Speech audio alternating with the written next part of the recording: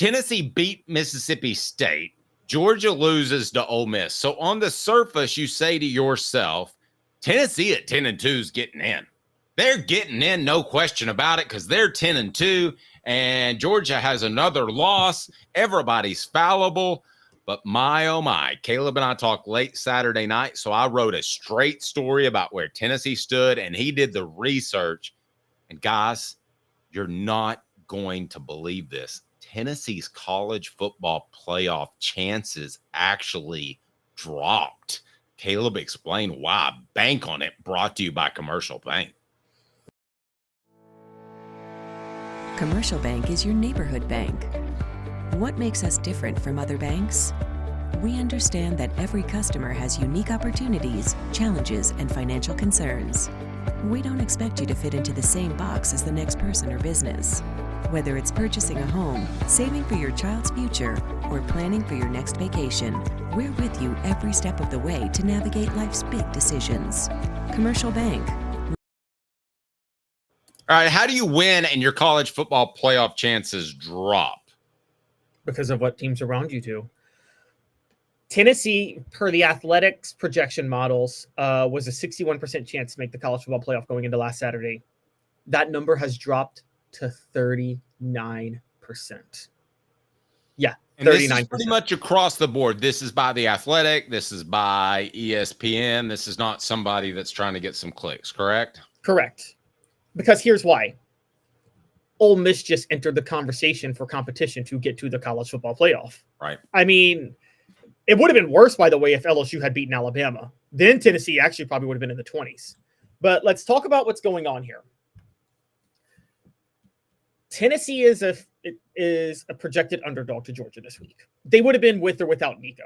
Okay, so these projections, by the way, I don't even know if they take Nico's injury into account. But let's just say for the sake of this, they don't. Tennessee would be under. I wouldn't think they would. Go ahead. Right, I wouldn't either. Tennessee's underdogs at Georgia this week, and guys, they were going to be underdogs at Georgia even with Nico. I don't care what Ole Miss did to Georgia last week.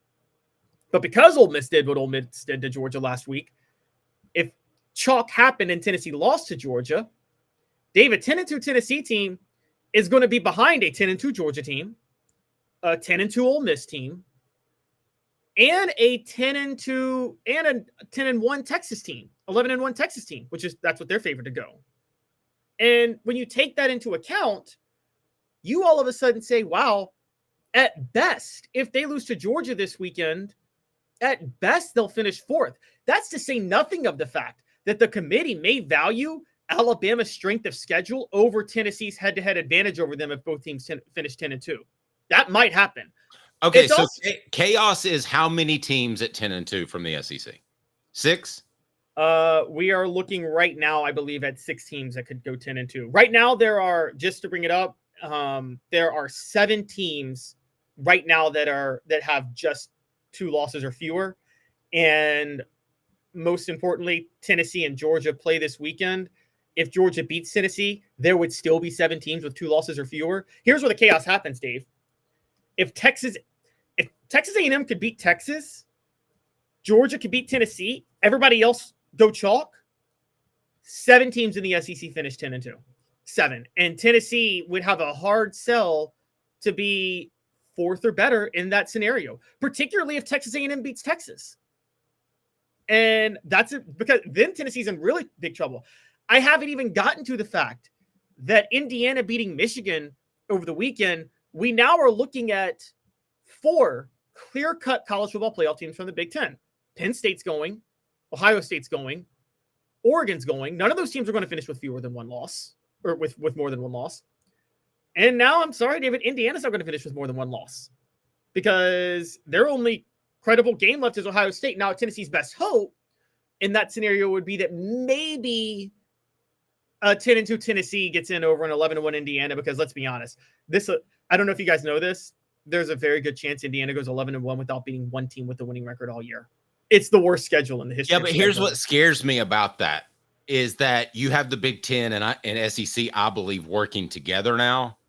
So I think that Greg Sankey would say, all right, they're 1 win better. You can have your Indiana, and I'll have a chip in my pocket for sometime down the future. That's what scares me. I would feel better about it if the SEC and Big Ten still hated each other like they did a couple of years ago. That might be true, particularly. And I think one of the ways they would want that, they probably want an equal number of teams from each conference if they can get it. They want 3 to 4 from each conference. You're right. Now, lucky for Tennessee is the other smaller conferences, and I'm going to talk about this on our Week 11 recap.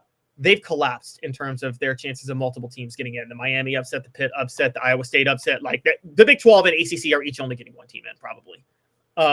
But for right now, in the SEC, if all 7 teams go chalk and finish 10-2, let's just say that happens, Dave. Hypothetically, let's play this scenario out real quick.